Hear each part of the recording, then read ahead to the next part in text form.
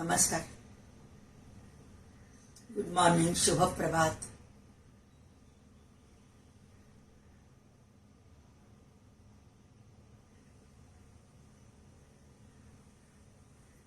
आज हम थोड़े से कैवल्यपाद उसके उसके जरा आगे के एक दो तीन सूत्र उस पर हम लोग चर्चा करेंगे। तो सैटरडे लास्ट का सूत्र था कि जो योगी रहते हैं उनके वो अच्छे कर्म भी नहीं करते, बुरे कर्म भी नहीं करते, क्योंकि अच्छे कर्म का अच्छा फल भोगना पड़ेगा, बुरे कर्म का बुरा फल। तो वो अलिप्त होते हुए अपने उनके जो भी कर्म रहते हैं वो एक न्यूट्रल रहते हुए रहते, तो उससे उनका कर्म जनरेट ही नहीं होता है। लेकिन हम लोगों का त्रिविधम इतरेशम, कि हमारे जो कर्म रहते हैं एज अ कॉमन मैन, कि हम कभी अच्छे बर्ताव करते तो अच्छे कर्म, बुरा बर्ताव किया तो बुरे कर्म, और कभी मिश्र, कभी शुभ अशुभ, उसके परे यानी मिक्स, ऐसे इस प्रकार के कर्म रहते हैं। वो हमने लास्ट सैटरडे के दिन देखा था। तो उसका आगे का सूत्र हम लोग देखते हैं 4.07।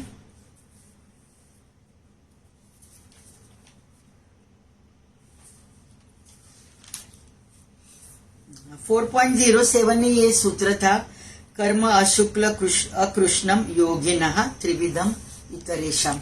तो इस पे मैंने ऑलरेडी थोड़ी सी बात की थी कि हमारे हाथ से जो भी कर्म होते हैं, तो कभी हम लोग चिड़चिड़ होती है, गुस्सा होता है, और चिड़चिड़ गुस्सा होने के बाद जो हम लोग बोलते हैं तो डेफिनेटली वो कर्म की थियोरी के साथ वो आ जाते हैं। किसी को हर्ट करते हैं, हिंसा होगी, तो वो भी कर्म की थियोरी के हिसाब से हमें वो कर्म का फल भुगतान है। कैसे मिलेगा हम पता नहीं, कि वो भी व्यक्ति तुमसे वैसे बात करेगी, ऐसे भी नहीं, कुछ अलग प्रकार से भी, but you will get hurt from that person, ये इतना डेफिनेटली।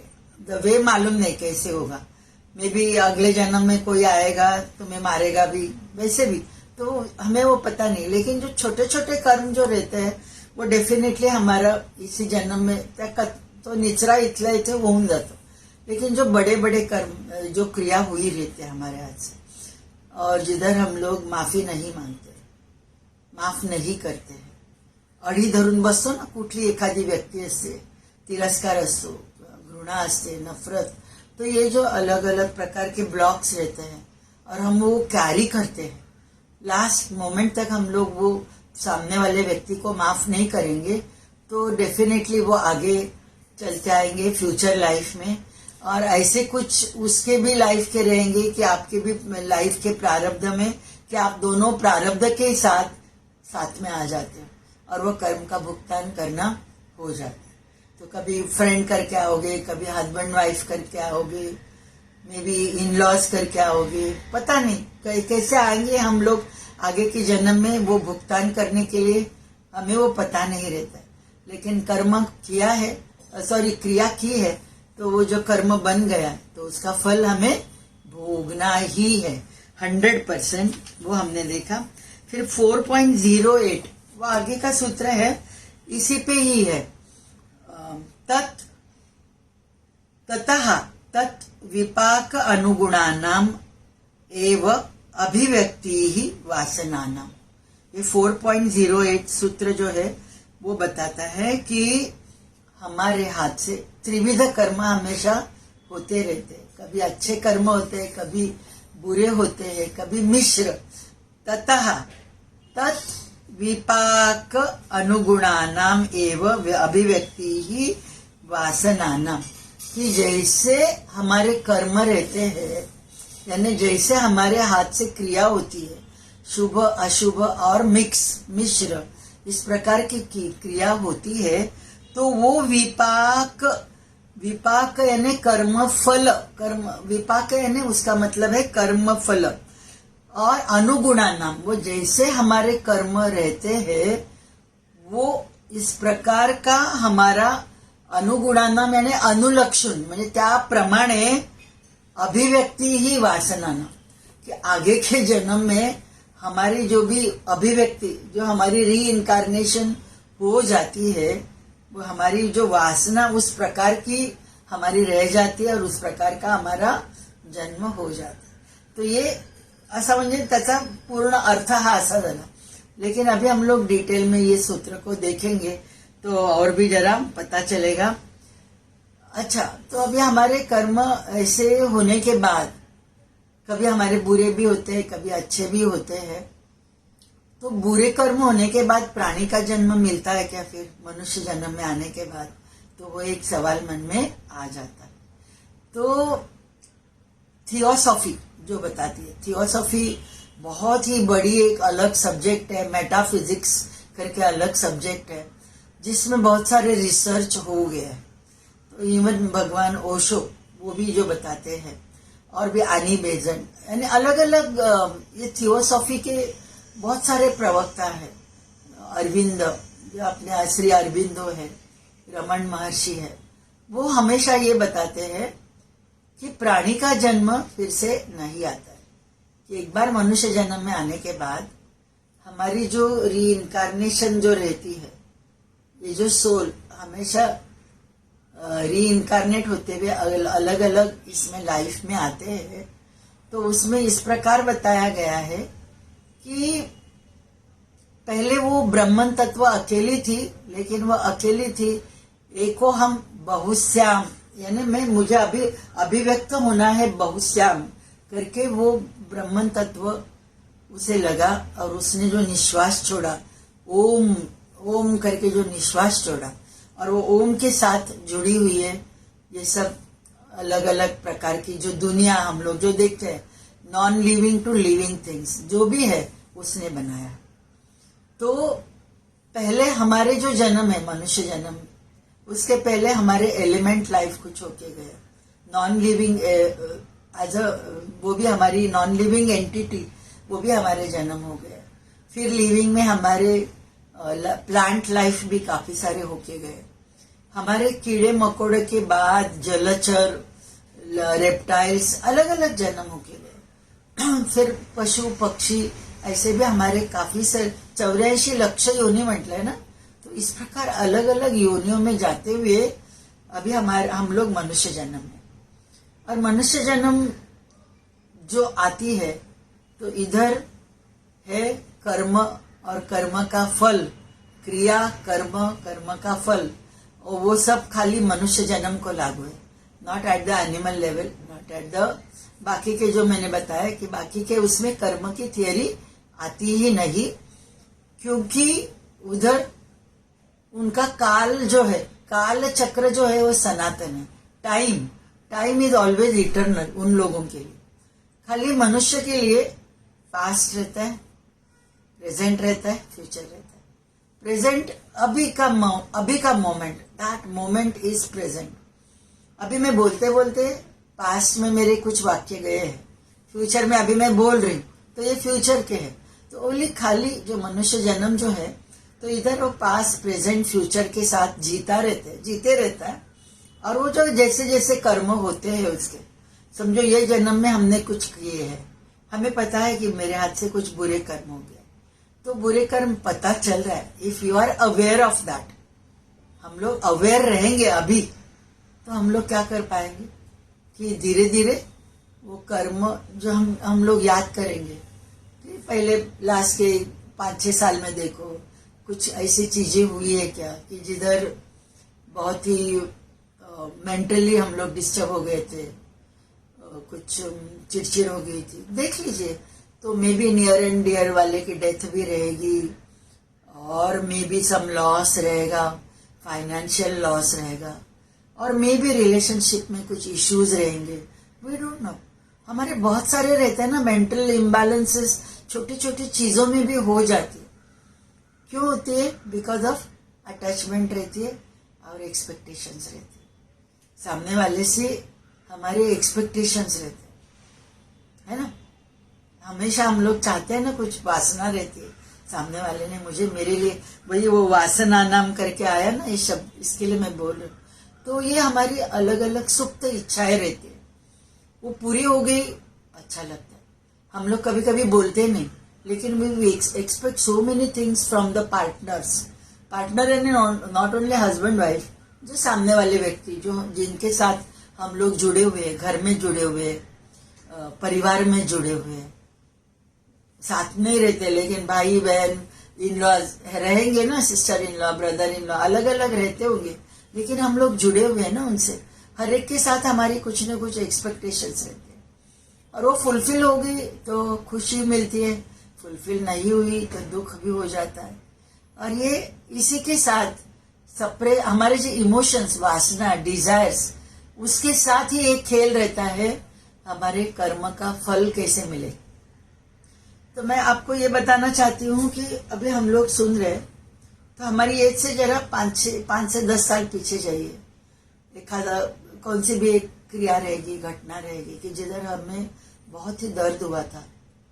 आप चाहे तो वर्कशॉप को आ सकते हो, जब भी मैं बोलूंगी, यानी मैं तो मेरा हमेशा रहता है फेसबुक पे स्टोरी पे, डेफिनेटली उधर आके आप हीलिंग करोगे तो 100% मैक्सिमम हीलिंग हो जाती है।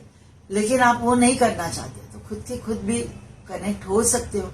वो इंसिडेंस अभी हो रहा है, अभी हो रहा है, अभी हो रहा है, बस वो इंसिडेंस को फिर से, वो पास्ट का इंसिडेंस अभी हो रहा है, क्योंकि काल सनातन है, प्रेजेंट है। तो हम लोग पास्ट 10 साल के पहले का इंसिडेंस अभी भी वो हम लोग रियलाइज कर सकते, रिलीव कर सकते। तो हमारे शरीर में बहुत सारे निगेटिव पैटर्न्स, ब्लॉक्स, इस प्रकार में बहुत सारे हम लोग हमने जमा किया है ऑलरेडी। जितना साल अभी है, तभी से हमारे बर्थ तक की जो जर्नी है, बहुत सारे हमने अननोइंगली रहते हैं। इट्स नॉट नोइंगली, अनइंटेंशनली हम लोग जीते ही, अनइंटेंशनली, अननोइंगली, अनकॉन्शियसली जीते रहते हैं। लेकिन एक बार हमें पता चला कि हमें हमारे कर्म, हमारी क्रिया कैसे होनी है, तो ऑटोमेटिकली एक सजगता आ जाएगी हमारी लाइफ में। कॉन्शियसली हम लोग हर पल जीने की कोशिश चालू करेंगे। तो जैसे कॉन्शियसली जीते हैं, तो वो कर्म जो होते हैं वो एक अकर्ता बन के आपके हो जाएंगे। यानी मैं कर रही हूँ, वो मैं का भाव भी निकल जाएगा। अकर्ता बन के कर्म हो रहे, क्रिया हो रही है, तो कर्म बनता ही नहीं, वो अकर्म हो गया, 100% अकर्म हो गया। तो वो जमा होता ही नहीं, कैरी फॉरवर्ड करके आगे के लाइफ में जाता ही नहीं। लेकिन मैं ईगो के साथ मेरे जो भी मैं अच्छा कर्म भी कर रही हूँ, कुछ मैंने दान किया और वो दान मैं बता के कर रही हूँ, तो डेफिनेटली वो अच्छा कर्म हुआ है। लेकिन मेरा ईगो है ना, मैं लोगों को बता रही हूँ कि मैंने इतना डोनेट किया, बस हो गया, अपना कर्म बन गया। तो वही एक अलूफ होके आप कर रहे हो, यानी आपको करना है, लेकिन वो आपकी पब्लिसिटी नहीं कर रहे हो। हम लोग देखते हैं ना, बेंच इसने दिया, उसने दिया है उन्होंने ना, सोसायटी में बेंचेस डाले हुए रहते, नगर सेविका, नगर सेवक त्यांच्या सौजन्याने असं लिहिलेलं असतं। तो किधर तो वो अस्मिता आ गई, ईगो आ गई। तो जो भी है, कुछ भी डोनेट करना है, एक अन्नदान भी करना है, छोटी चीजें भी आप डोनेशन करके दे सकते हो, योग्य व्यक्ति को आप दे सकते हो। तो और वो करते हो तो 100% वो अकर्म करके हो जाते। लेकिन वही मेरी एक्सपेक्टेशन के साथ जो भी क्रिया हो जाती है, अटैचमेंट के साथ जो भी क्रिया हो जाती है, तो डेफिनेटली वो किधर तो किधर चिड़चिड़ हो जाएगी, गुस्सा हो जाएगा, टेंशन आ जाएंगे, कुछ ना कुछ तो हमारे साथ वो 100% होता है। तो हमें वो वासना जो है हमारी, जब भी हमारी डेथ होने वाली है, वो डेथ होने के टाइम पे मेरी कुछ ज्यादा सप्रेस्ड इमोशंस नहीं रखने, क्योंकि ये बताते हैं, जो सूत्र जो बताते हैं, वासना के साथ हमारा लाइफ रहता है। जो भी मैंने कर्म किए रहते हैं, और वो कर्म, उसका फल मुझे जब भी मिला नहीं रहता है, तो दैट आई कैरी फॉरवर्ड। मेरी शरीर अलग रहेगी, उसी पे है आगे का सूत्र। लेकिन हमें जो जैसा हमारा कर्म रहता है, हमारी वासनाएं जो रहती है, जब भी डेथ हो जाती है, ये जन्म की डेथ, अभी हमारी जो ये जन्म है, वो हमारी जो वासनाएं थी पास्ट लाइफ की, जस्ट इमीडिएट पास्ट लाइफ, और उसके भी अलग अलग बहुत सारे पास्ट लाइफ, वो पास्ट लाइफ में हमारी जो भी कर्म किए हैं, वो संचित कर्म करके जमा रहते हैं। वो संचित करके कर्माशय में, ये विपाक जो मैं बोल रही हूँ, वो विपाक यानी कर्माशय हमारे अंदर है। और वो कर्माशय में संचित कर्म जमा रहता है। और जब भी मृत्यु हो जाती है तो वो संचित कर्म में से वो सोल खुद डिसाइड करती है, जो डिवाइन एनर्जीज रहती है उनके साथ वो ये करती है, डिस्कस करती है, और उसमें से कुछ प्रारब्ध करके ये जन्म मैं जो आगे का ले रही हूँ, जो माँ के गोद में आ रही हूँ, वो माँ के गोद में आने के टाइम ये प्रारब्ध करके वो सोल चुन लेती है, जो भी है प्रारब्ध कर्म करके चुन लेती है। और फिर बाद में क्या हो जाता है, हम लोग भूल जाते हैं, और फिर हमें लगता है ये जन्म में कभी भी कुछ दुख हो गया, किसी ने भी मुझे हर्ट किया, कुछ भी बहुत ही सारा ऐसी घटनाएं होती है जो अनफॉरगेटेबल और फियरफुल रहती है। तो वो जो रहती है, कुछ एक्सीडेंट होता है उसमें से बच गए, लेकिन आपके साथ कोई की डेथ हो गई, बस वो इम्पैक्ट हमेशा रहता है ना। घर में कुछ जल गया, कुछ हो गया, बहुत ही मेजर कुछ हो गया, तो वो हमारे इम्पैक्ट्स जो रहते हैं वो कायम के रहते हैं ना। तो ये ऐसे जो बहुत मेजर इंसिडेंसेस रहते हैं जो हम लोग को कैरी करते हैं, वो समझो रिलीव करके वो ब्लॉक्स नहीं निकालते तो वो हमारे पास आगे की फ्यूचर लाइफ में जमा होते रहते हैं। तो सोल जो है वो प्रारब्ध करके कुछ मांग लेते और फिर हम लोग भूल जाते, और फिर ऐसे लगता है कि ये जन्म में मेरे साथ ऐसा क्यों हुआ, वो मन में आ जाता, वाई मी, वाई मी।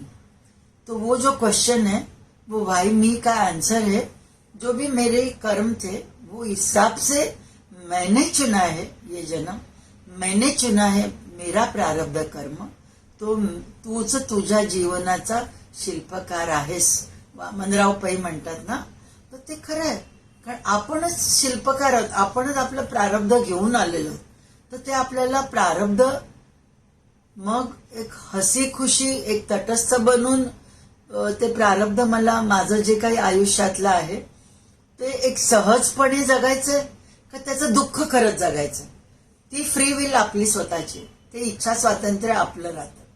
तो फ्री विल आप तटस्थ बन के देख रहे हो, आपके शरीर को हो रहा है, आपके स्वरूप को नहीं हो रहा है, सोल को कुछ भी नहीं हो रहा है, वो आनंदमय कोश में बैठा हुआ देख रहा है। जो है प्रारब्ध करके शरीर के लेवल पे हो रहा है, मेंटल इमोशनल लेवल पे वो प्रारब्ध करके हम लोग भुगतान हमारी ये जन्म में हो रही है। बस इतने अलूफ होके हम लोग देखेंगे तो फिर से वो प्रारब्ध जो भी है वो सहजता से भुगतान करने की ताकत हम में आ जाएगी। बट इट इज नॉट कि everyone can be with this ना, कि एक अलूफ होके हमारे आता है ना, मन में कभी चिड़चिड़ होती है, गुस्सा होता है, दुख होता है, रोना आता है, हम लोग नहीं देख सकते अपने दुख और सुख को, नहीं देख सकते। सुख को देखते हैं आराम से, लेकिन दुख को उतना आराम से नहीं देख पाते। क्यों? क्योंकि ये हम लोग भूल जाते हैं कि ये प्रारब्ध करके मैंने लिया हुआ है। तो एक बार अभी आप सुन रहे हो ये लेक्चर सब लोग नहीं सुन पाएंगे, जो कुछ खाली ब्राउज करते होगे ना, वो खाली थोड़ा सा देखेंगे, just they will leave it, क्योंकि उनको इसमें इंटरेस्ट ही नहीं रहेगा। ये लेक्चर्स जो भी मैं देती हूँ, मैं देती हूँ, यानी वो जो मुझसे बुलवाया जाता है और जो भी मैं बात करती रहती हूँ, दैट इज द वो इनर एनर्जी, इनर सोल, वो मुझसे बात करवा रही है 100%, क्योंकि इतना यानी इतनी अटैचमेंट से, यानी इतनी लगन से, वो भी ऑनलाइन और बात करना, इट्स नॉट इजी, राइट। तो वो अपने ही खुद के चेहरे को देखते हुए, आपके डीपी को देखते हुए मैं बात कर रही हूँ कि as if you are there in the subtle level पे, आप लोग इधर मेरे सामने हो, वो देखते हुए मैं बात कर रही हूँ। तो ये लेन देन है हमारी, है ना, कुछ तो लेन देन है, मुझे बात करनी रहेगी, आपको सुनना रहेगा, और हर एक को अपने उस प्रकार से जीना रहेगा। एक लाइफ पैटर्न हमारी जो है, लाइफ चेंज इसमें इसके साथ आ जाती है। तो ये सूत्र इन शॉर्ट ये बताती है कि हमारी जैसी वासना रहती है, हमारे जैसे कर्म हमने किए हुए रहते हैं, और वो कर्म का फल ये जन्म में नहीं मिलता है, तो वो वासना के साथ आगे का हमारा लाइफ बन जाता है। इतना ही ये सूत्र इन शॉर्ट में ये देखना है। लेकिन हमारी वासना न रहे, हमारे इमोशंस हमारे सप्रेस न रहे, ऐसे लगता होगा तो डेफिनेटली आपको जरा हीलिंग करना है कि वो रिग्रेशन करते हुए जो भी हुआ है ये लाइफ में, वो कचरा निकालने की ताकत हमें है। क्रियामान कर्म ये लाइफ में मेरे हाथ से जो भी हुआ है, बुरा जो भी हुआ है, वो एज रिग्रेशन के साथ निकालना वो मेरे हाथ में। आप लोगों को इंटरेस्ट आएगा तो डेफिनेटली हम लोग ये ही चीज ऑनलाइन भी ले सकते हैं। आप नहीं आप आओगे तो डेफिनेटली ऑनलाइन भी ये वर्कशॉप छोटा छोटा 1-2 घंटे का workshop I can do for you if you are not, कि ऑफलाइन आप नहीं आ पाओगे और नहीं करवा पाओगे। लेकिन जो चाहते हैं कि मेरे ये जन्म के कर्म का मुझे रिग्रेशन करते हुए वो सब कचरा जो है वो हील करना है, तो आप ये कर सकते, 100% ये कर सकते। आगे का जो सूत्र है 4.09 वो बताता है कि ये जो है कि कैसे हम लोग कैरी करते हैं सोल के साथ और कैसे वो कर्म का फल का भुगतान होते रहता है। उस पे है 4.09 सूत्र, जाति देश काल व्यवहितानाम अपि अनंतर्यम स्मृति संस्कारयोः एकरूपत्वात्। ये सूत्र है 4.09। तो इसका मतलब क्या है? स्मृति यानी मेमोरीज और संस्कार, चित्त पे जो हमारे संस्कार रहते हैं और जो हमारी मेमोरीज रहते हैं, जो आगे पहले का जो सूत्र देखा वासना के साथ डेथ हो गई है उसी पे है। वो चित्त पे संस्कार है, चित्त में वो मेमोरीज है जिसके साथ वो अनफुलफिल्ड डिजायर्स, अनफुलफिल्ड वासनाएं, सुप्त वासनाएं जो उसकी पास जन्म में गए जन्म में पूरी नहीं हुई है, वो सोल वो कैरी करती है। जब भी मृत्यु हो जाती है तभी क्या होता है वो जरा मैं बताती हूँ, फिर बाद में ये सूत्र जो है उस पे हम लोग जरा सहजता से बात कर पाए।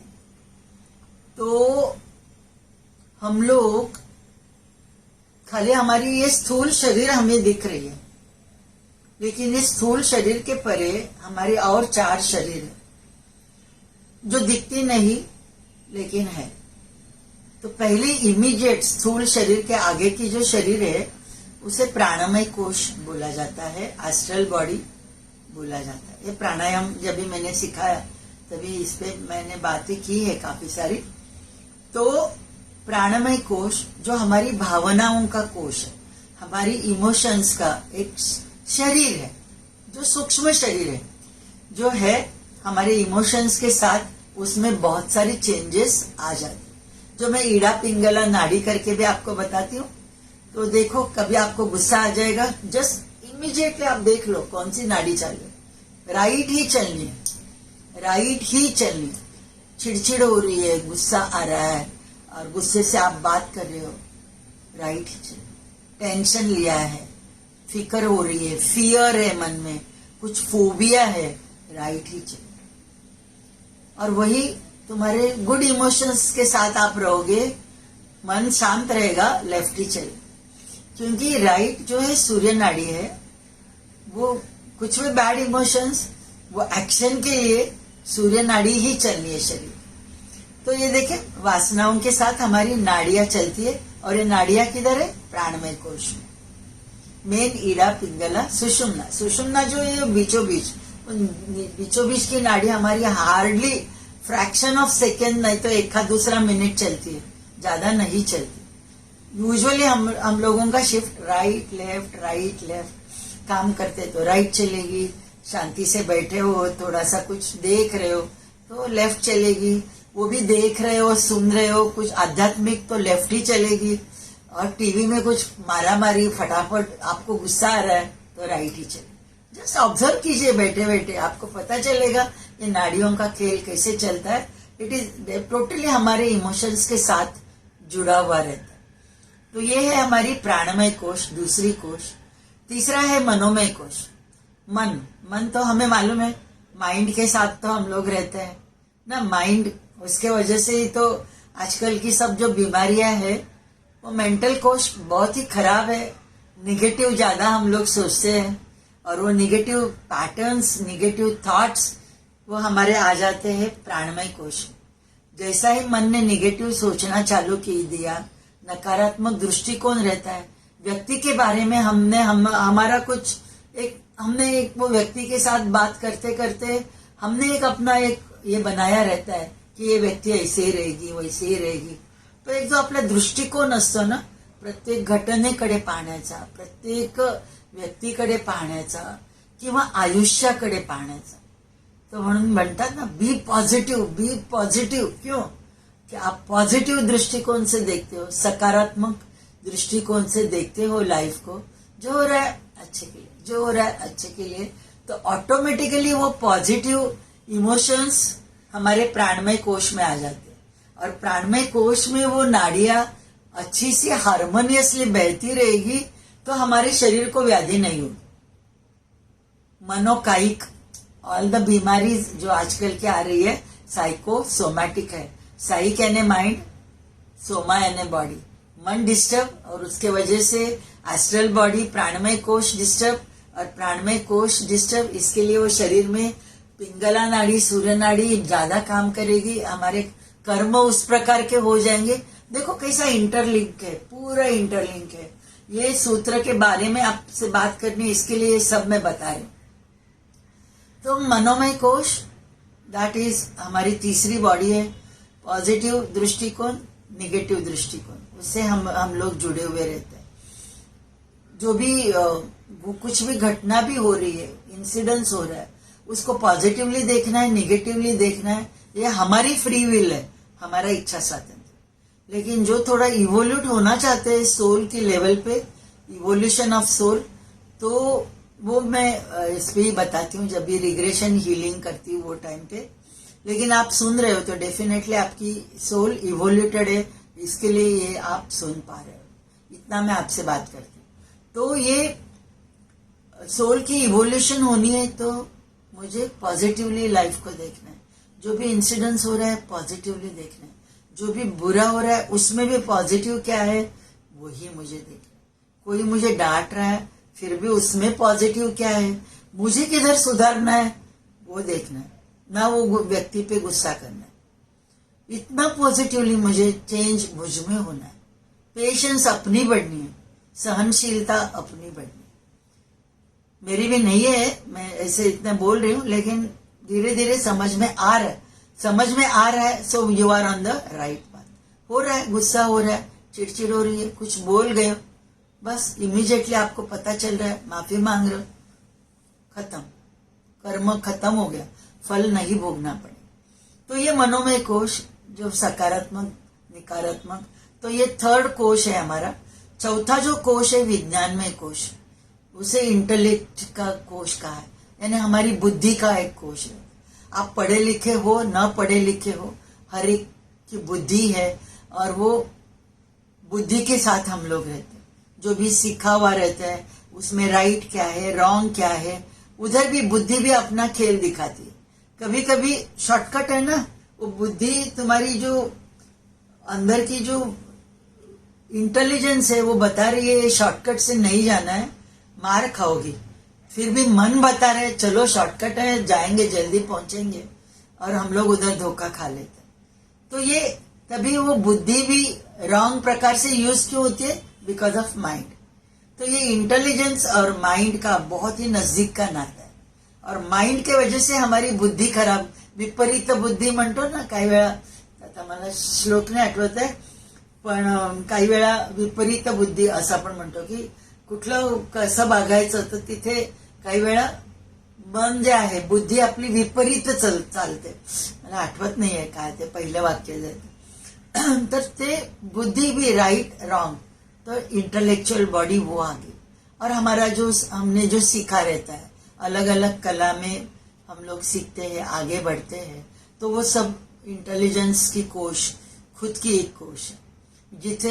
जिसे महर्षि पतंजलि रुतंभर प्रज्ञा विवेक ख्याति करके बोलते हैं कि राइट नॉलेज को विवेक ख्याति करके महर्षि पतंजलि बता रहे। लेकिन हमारा राइट नॉलेज से भी रॉन्ग नॉलेज के साथ हम लोग ज्यादा जुड़े हुए रहते। मालूम है सच्चाई क्या है, फिर भी हम लोग रॉन्ग एक एटीट्यूड रखते हैं, रॉन्ग डिसीजन लेते हैं, बुद्धि के साथ रॉन्ग डिसीजन, तो वो विपरीत बुद्धि होगी।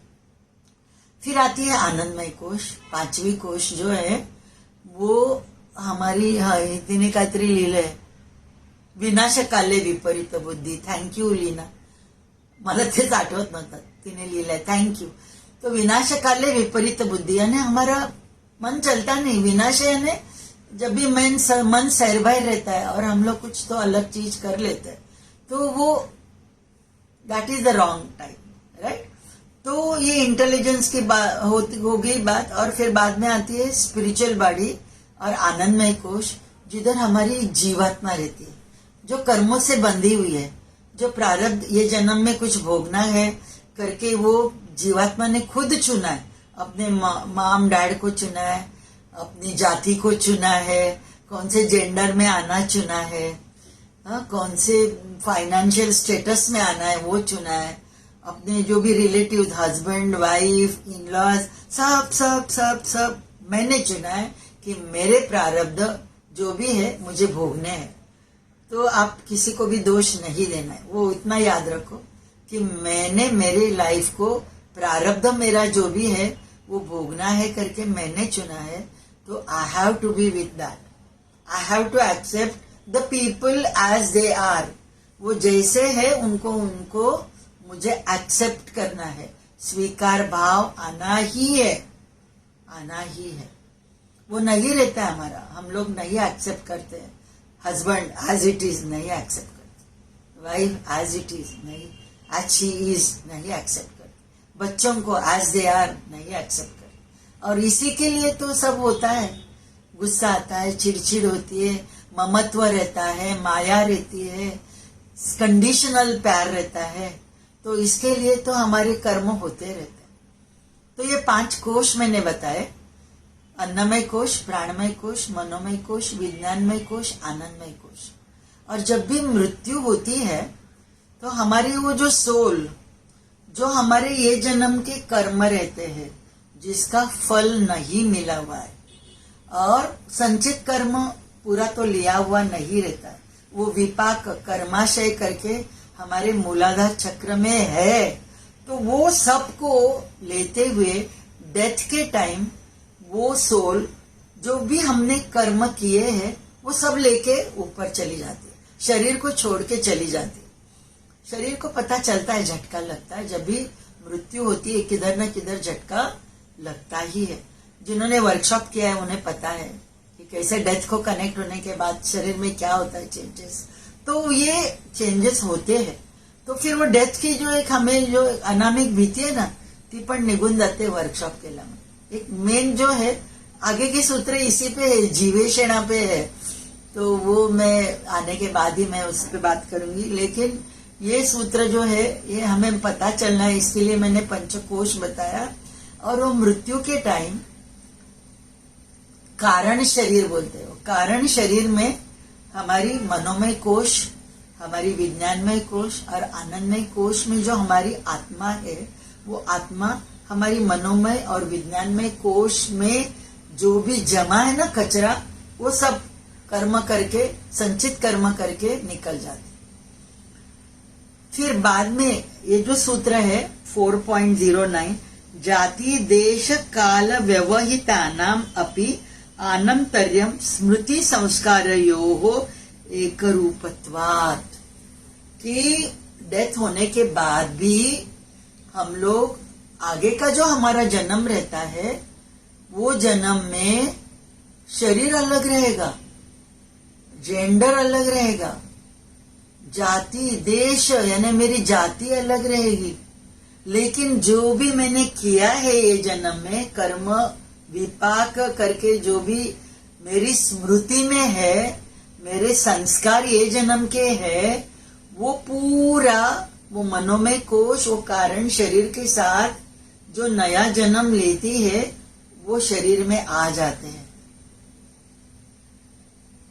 ये सूत्र ये बता रही है कि पुनर्जन्म का सिद्धांत सब लोग नहीं मानते हैं, लेकिन जीसस नहीं मानते, भगवान बुद्ध नहीं मानते थे, लेकिन फिर भी जातक कथा करके उनकी पुनर्जन्म पे स्टोरीज है। तो सब जो भी संत है उनको पता है कि पुनर्जन्म है ना। मुस्लिम धर्म वाले वो नहीं मानते, क्रिश्चियन धर्म के वो नहीं मानते, बट किधर न किधर उनके जो भी वो यानी तो धर्म संस्थापक जो है उनको पता था, लेकिन फिर भी उन्होंने ये चीज नहीं बताई ओपनली कि पुनर्जन्म होते हैं।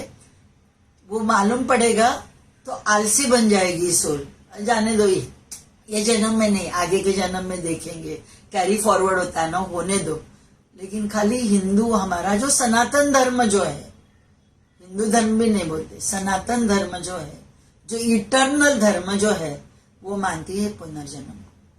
तो हमारे जो भी कर्म रहते हैं, संचित कर्म ऑलरेडी हमारा रहता है, प्रारब्ध कर्म जब तक उसकी भुगतान नहीं होती है तब तक हम लोग लास्ट का उच्छ्वास नहीं छोड़ सकते। तो देखते हैं ना हम लोग कभी कभी बेड रिडन कितने 10-10, 15-15 साल बेड सोर्स हुए, फिर भी वो मर नहीं रहे।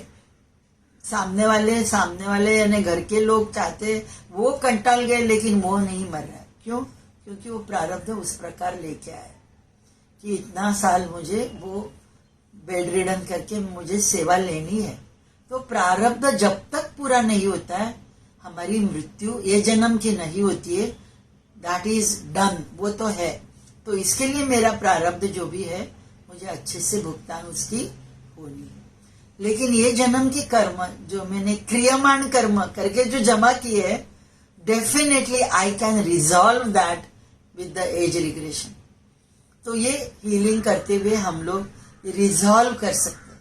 और जो भी अभी मेरे आगे के जो भी क्रियमाण कर्म होने वाले, आगम कर्म यानी मेरी आगे की जो लाइफ है, ये करंट लाइफ जितनी भी है, 4 साल, 8 साल, 10 साल, जो भी है, जो सुन रहे बड़े बड़े 50 साल की भी रहेगी, तो तब भी मेरे हाथ से क्रिया कैसे होनी, दैट इज वेरी इंपॉर्टेंट। किसी को न दिखाते हुए, इसके लिए यम नियम का अभ्यास मेरा होना है, प्रतिपक्ष भावना का अभ्यास होना है, साक्षी भावना का अभ्यास, उसके साथ मुझे क्यों रहना है, और प्राणायाम, मेडिटेशन रोज के रोज।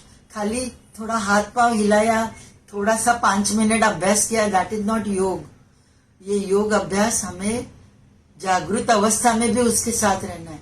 मैं 8-10 घंटा में जागती रह रही हूँ, 14 घंटा में जागती रह रही हूँ, 24 घंटे में ज्यादा ही हम लोग जागते हैं, राइट। हमारी नींद तो कम रहती है, हार्डली 5-6 घंटा, तो बाकी का जो है वो हम लोग जागते रहते हैं। तो जागृत अवस्था में मेरे काया वाचा मनस, न मुझे किसी को दुखाना, न खुद को दुखाना।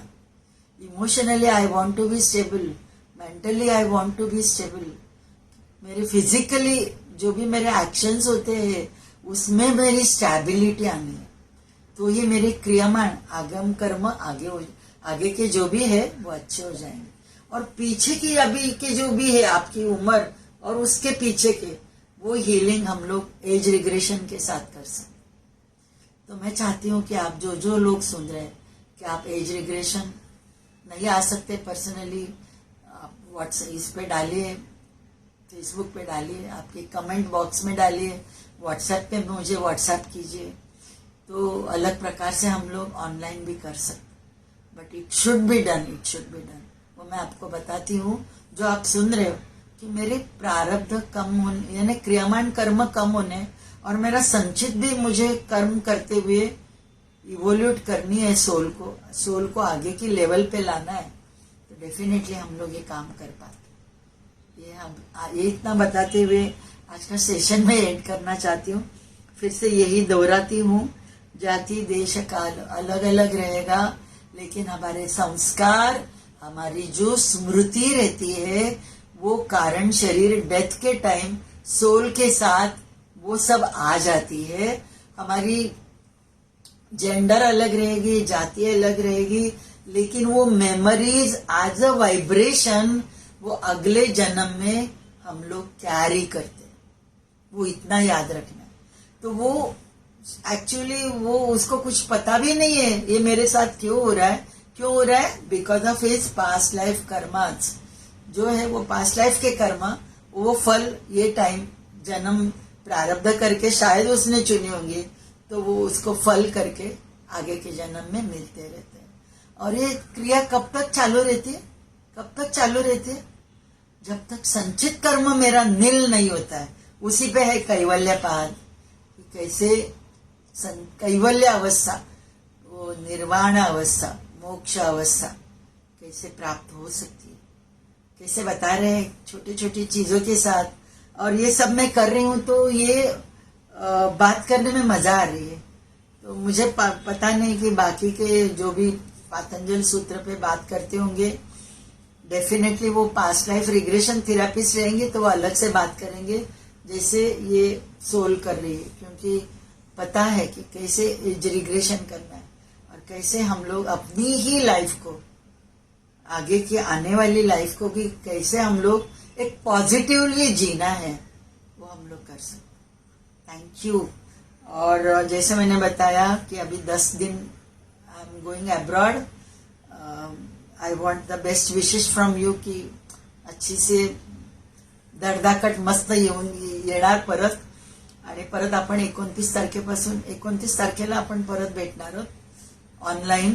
तोपर्यंत बाय बाय, थैंक यू। आप भी अच्छे रहे और रोज का अभ्यास जितना हो सके ना छोड़े। एटलीस्ट थोड़े से कुछ आसन, जैसे अभी हमने शॉर्टकट में थोड़ा सा किया, उतना अभ्यास आप डेफिनेटली कीजिए। प्राणायाम मैं आपको बताऊंगी, मेडिटेशन बताऊंगी, उसमें मैं बताऊंगी कैवल्य पाद में कैसे हम लोग इवोल्यूट कर सकते हैं अपनी सोल को इसी जन्म में। वो बातें तो होती रहने वाली, बट आपका अभ्यास उसके साथ हमेशा आप रहिए। Thank you Leena, thank you. शांति मंत्र बोलते हुए मैं सेशन एंड कर रही हूँ। सर्वेत्र सुखिनः सन्तु, सर्वे सन्तु निरामयः, सर्वे भद्राणि पश्यन्तु, मा कश्चित् दुःखभाग् भवेत्। ॐ पूर्णमदः पूर्णमिदं पूर्णात् पूर्णमुदच्यते, पूर्णस्य पूर्णमादाय पूर्णमेवावशिष्यते। ओम शांति शांति शांति।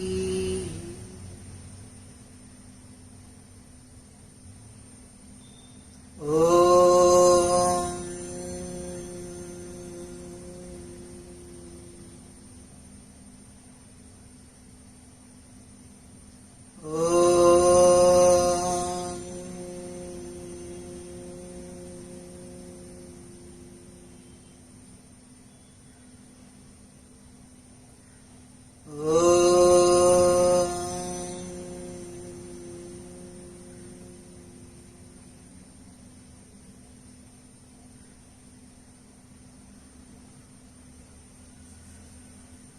धन्यवाद, थैंक यू। 29 को फिर मिलेंगे।